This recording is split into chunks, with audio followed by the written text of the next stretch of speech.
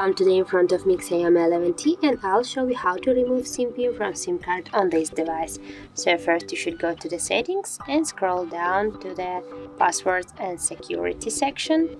Now just go here to the privacy, and here you got the SIM lock section, tap here, and as can you see, our SIM is locked now. To unlock and to remove the pin, tap once on the switcher and type here the currently SIM pin of your SIM card, and as can you see, we remove the SIM pin from your SIM card on this device. So first, that's it. If you like this video, leave like, comment and subscribe our channel.